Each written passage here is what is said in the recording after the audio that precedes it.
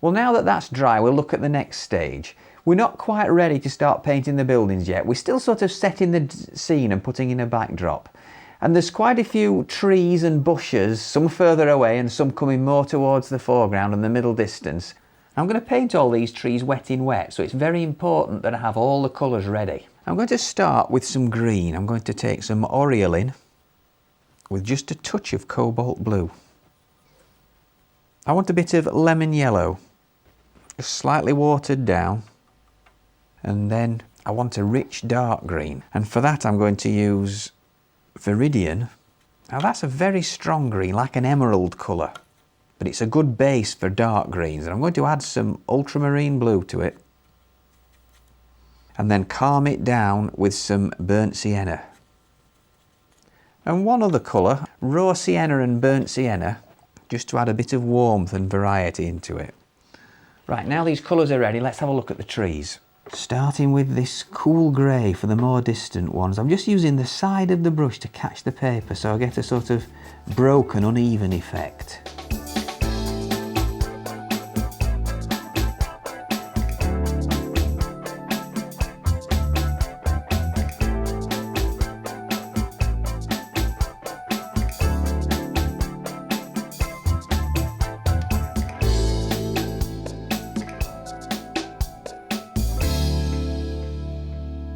We're ready now to start painting some of the stonework on the cottage walls. If you look at the stonework on this cottage, there's pinks, reds, browns, greys, a little bit of blue reflected from the sky.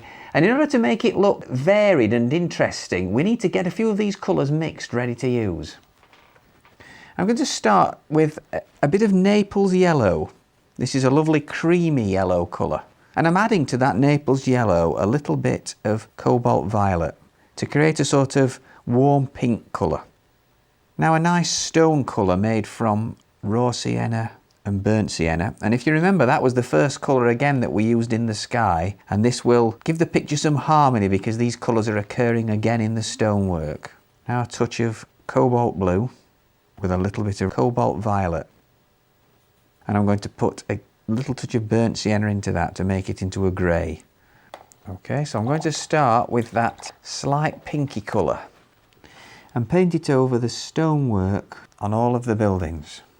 Where the windows are painted with white paint, I'm leaving a little white space to represent the window. I'm just going to soften that with a bit of clear water so it stays moist.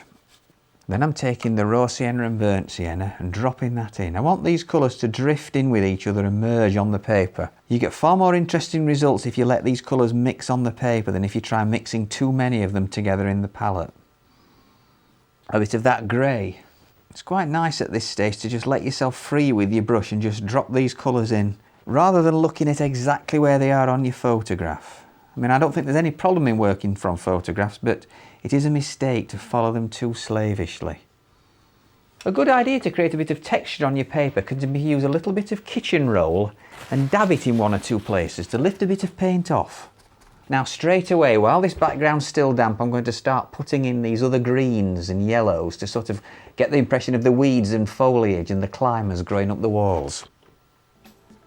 Taking advantage of the damp background, so I've got to work fairly quickly.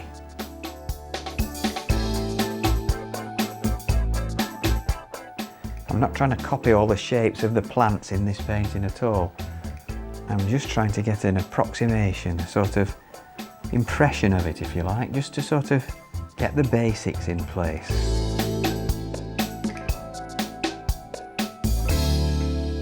Now finally on this stage, I'm just going to put a thin wash over the whole of the path area. I'm going to wet the whole area first with clean water. I'm trying to leave a little strip of white paper to look like the light's catching the path as it goes round the bend and out of the picture. Now adding that wash in. And then warm the wash slightly with some raw sienna and burnt sienna at the place nearest to the viewer, right in the foreground.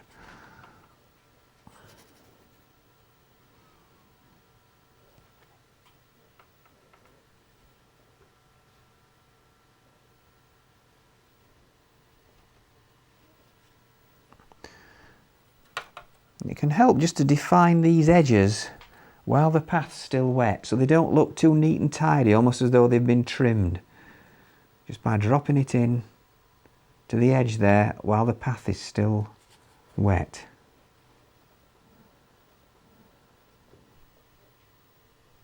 So that the path looks like it's reflecting a bit of colour from the sky, I'm just going to take a little bit of cobalt blue and cobalt violet and drop that in as well.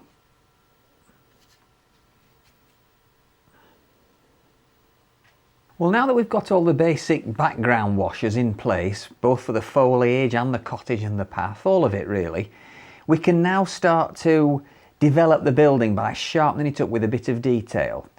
But we'll start now by mixing a bit more stone colour and try to suggest a few shapes of stones in the wall.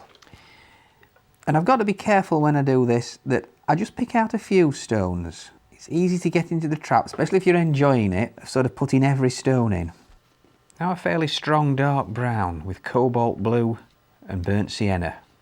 And we'll start to do a little bit of detailing around the tops of these chimneys. Make them stand out from the colours behind them. Now I'm going to take some ultramarine blue and burnt sienna to mix a nice rich dark brown. And let's look at this area where there's some really strong dark shadows under the eave. I don't want this line to be too neat and tidy. On an old thatched cottage like this, we don't want a really neat roof line.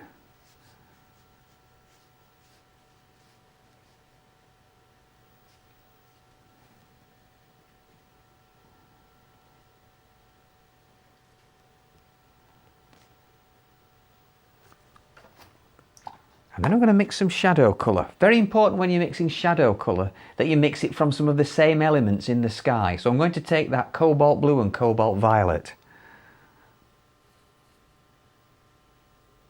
and get a quite deep shadow colour there underneath that eave, so it looks like the roof sticks out further than the wall of the building. And then with a brush of clear water, we can just soften that at that point.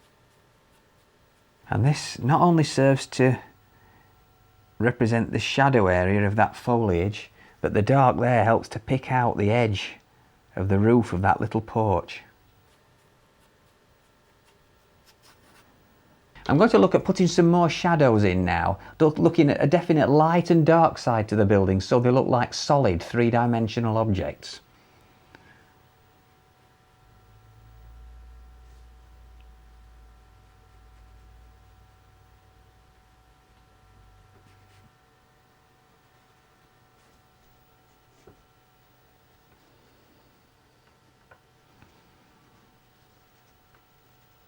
I'm going to make the shadow wash a little bit stronger now, so that as the shadows get nearer to the foreground, they become more intense, more noticeable.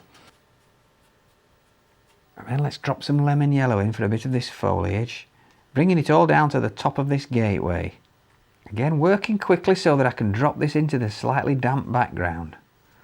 And there's quite a few heads of little flowers in this dark area here next to the window.